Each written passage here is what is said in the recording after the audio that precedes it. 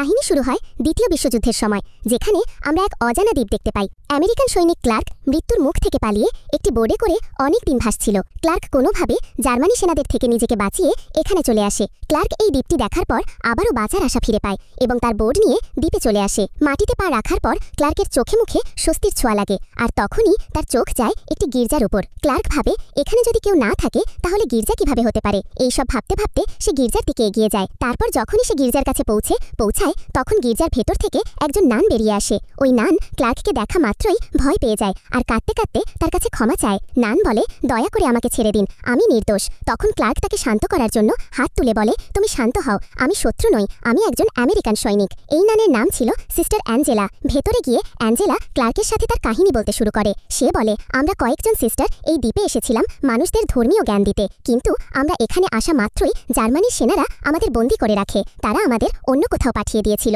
কিন্তু কোনোভাবে আমি পালিয়ে এই দ্বীপে চলে আসি। তবে আমার সব সঙ্গীদের নিয়ে গেছে, জানি না তারা বেঁচে আছে কিনা। আর আমাকেও কেউ বাঁচাতে আসেনি, কারণ সবাই ভেবেছে আমিও তাদের সাথে আছি। তারপর থেকে আমি এখানে একা থাকতে শুরু করি। অ্যাঞ্জেলার কথা শুনে ক্লার্ক দুঃখ প্রকাশ করে। এরপর ক্লার্ক তার নিজের কথা বলতে থাকে। সে বলে, আমি আমেরিকান মেরিনের একজন সৈনিক। জার্মানি সেনারা আমাদের জাহাজে আক্রমণ করেছিল, তারপর আমার টিমের সবাই মারা যায়। আমি একা বেছে এখানে পৌঁছেছি। এরপর তারা দুজন খাবারের ব্যবস্থা করার প্ল্যান করে। ক্লার্ক কাছে উঠে নারকেল পারে, তবে কতদিন তারা শুধু নারকেল খেয়ে বেঁচে থাকবে, তাই আরও খাবারের সন্ধান করতে থাকে। তখন ক্লার্ক সমুদ্রে একটা কচ্ছপ দেখতে পায়। সে বলে, ওই কচ্ছপটা যদি আমরা ধরতে পারি তাহলে আমাদের কয়েক দিনের খাবার জোগান হয়ে যাবে। এরপর দুজন বোট নিয়ে সমুদ্রে নেমে পড়ে, কিন্তু কচ্ছপটি ধরা এত সহজ ছিল না। অনেক চেষ্টার পর ক্লার্ক কচ্ছপটি ধরতে পারে, আর রাতে তারা এটি রান্না করে খায়। এই প্রথমবার তারা এই দ্বীপে ভালো খাবার খেতে পেরেছে। পরদিন দেখা যায় আকাশে জার্মানির যুদ্ধবিমানগুলো এই দ্বীপের দিকে আসছে। ক্লার্ক বলে, আমাদের পালাতে হবে। এরপর দুজন একটি গুহার মধ্যে লুকিয়ে পড়ে। গুহার ভেতর থেকে তারা দেখে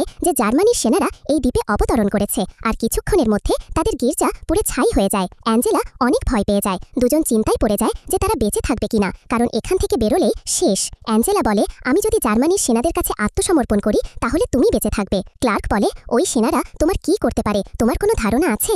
যেভাবেই হোক আমাদের এখানেই লুকিয়ে থাকতে হবে। সন্ধ্যার পরে ক্লার্ক মাছ ধরতে বেরিয়ে পড়ে, কিন্তু তার কপাল খারাপ, কারণ কিছু জার্মানির সৈন্যরা তাকে দেখে ফেলে। তবে ওই সেনারা ক্লার্ককে ওদের সদস্য ভেবে ক্যাম্পে নিয়ে যায়। ওখানে গিয়ে ক্লার্ক খাবার সংগ্রহ করতে থাকে। তখন কয়েকজন সৈন্য ওখানে চলে আসলে ক্লার্ক লুকিয়ে পড়ে। তারপর সারা রাত সেখানেই লুকিয়ে থাকতে হয়েছে। সকাল হতেই অ্যাঞ্জেলা দেখে ক্লার্ক তার কাছে নেই, তাই চিন্তায় পড়ে যায় যে ক্লার্ককে হয়তো সেনারা মেরে ফেলেছে। অন্যদিকে ক্লার্ক চুপচাপ খাবার গোছাতে থাকে।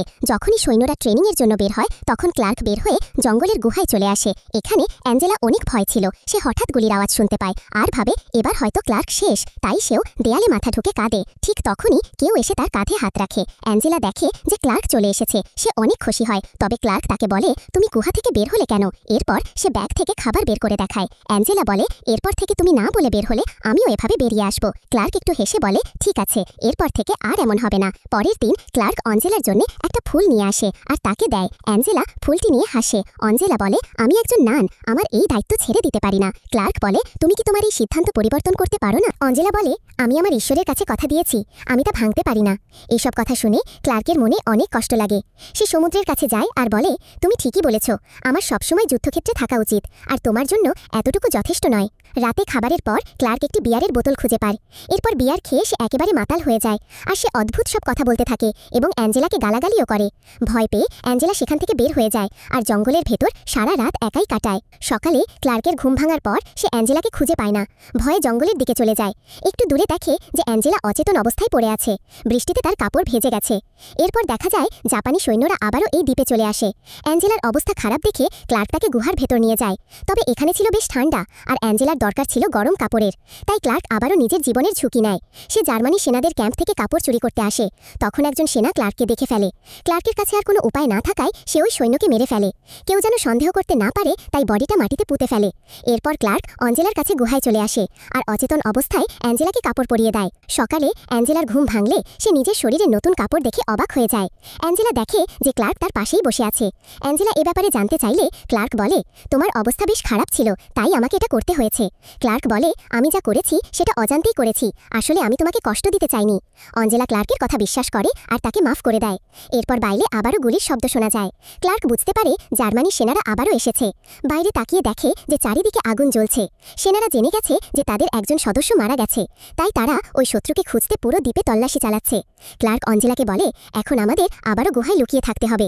এই কথা শুনে অঞ্জেলা ভয় পেয়ে যায় আর ঈশ্বরের কাছে প্রার্থনা করে। কিছুক্ষণ চিন্তা করার পর ক্লার্ক একটি সিদ্ধান্ত নেয়। সেটা হলো জার্মানি সেনাদের কাছে আত্মসমর্পণ করা, যাতে অ্যাঞ্জেলার জীবন রক্ষা পায়। তবে অ্যাঞ্জেলা সেটা করতে বাধা দেয়। এরপর বাইরে থেকে আরও গুলির আওয়াজ আসতে শুরু করে। জার্মানি সৈন্যরা গুহার বাইরে দাঁড়িয়ে বলছে, যারা এই গুহায় লুকিয়ে আছো তারা এখনই বেরিয়ে আসুক, নইলে আমরা এই গুহাটি উড়িয়ে দেব। ক্লার্ক চিন্তায় পড়ে যায়, কি করবে। সে নিজের মৃত্যুকে মেনে নেয়। অ্যাঞ্জেলা ভয়ে কাঁদতে থাকে আর প্রার্থনা করে। তখনই হঠাৎ বিস্ফোরণের শব্দ পাওয়া যায়। বাইরে অনেক বোমা ফেলা হচ্ছিল। জার্মানি সৈন্যরা চিৎকার করতে শুরু করে। তখন ক্লার্ক বুঝতে পারে আমেরিকান সৈন্যরা এখানে পৌঁছে গেছে। এখন জার্মানি সেনাদের নির্মূল করা হচ্ছে। তবে ক্লার্কের একটি কথা মনে পড়ে। সে যখন জার্মানি সেনাদের ক্যাম্পে গিয়েছিল তখন সে দেখেছে জার্মানি সেনারা পুরো এলাকায় বোমা পুঁতে রেখেছে। যদি আমেরিকান সৈন্যরা এগিয়ে যায় তাহলে তারা ওই বোমার শিকার হবে। ক্লার্ক একটি উপায় বের করে। সে নিজেই বোমগুলো নষ্ট করে ফেলবে। এরপর ক্লার্ক বাইরে এসে এই বোমগুলো নিষ্ক্রিয় করতে শুরু করে। তবে এ সময় ক্লার্কও গুরুতর আহত হয়। তবে তার এই সাহসিকতার জন্য অনেকের জীবন বেঁচে যায়। সবকিছু শান্ত হওয়ার পর অ্যাঞ্জেলা বের হয় আর ক্লার্কের কাছে যায়। সে ক্লার্কের ক্ষতস্থানে ব্যান্ডেজ করে দেয়। তখন ক্লার্ক বলে, আমাদের হয়তো আলাদা হওয়ার সময় এসেছে। সম্ভবত আমাদের আর কখনো দেখা হবে না। অ্যাঞ্জেলার চোখ থেকে পানি পড়তে থাকে। সে বলে, হয়তো আমি তোমার সাথে সারা জীবন কাটাতে পারবো না, কিন্তু তুমি সবসময় আমার হৃদয়ে থাকবে। তারপর আমেরিকান সৈন্যরা ক্লার্ককে চিকিৎসার জন্য নিয়ে যায় আর অ্যাঞ্জেলা তার পেছন পেছন যায়। যদিও তারা দুজন আলাদা হয়ে যাচ্ছে, তবে তাদের স্মৃতি সবসময় তাদের একসাথে রাখবে। আর এখান থেকেই এই মুভির গল্পটা শেষ হয়ে যায়। বন্ধুরা, তোমাদের এই মুভির গল্পটা কেমন লেগেছে কমেন্টে জানাও। এরকম দারুণ সব মুভির এক্সপ্লেনেশন দেখতে ভিডিওতে লাইক দিয়ে চ্যানেলটি সাবস্ক্রাইব করো। কথা হবে নতুন কোনো গল্প নিয়ে। ততক্ষণ পর্যন্ত আমাদের আগের ভিডিওগুলো উপভোগ করো।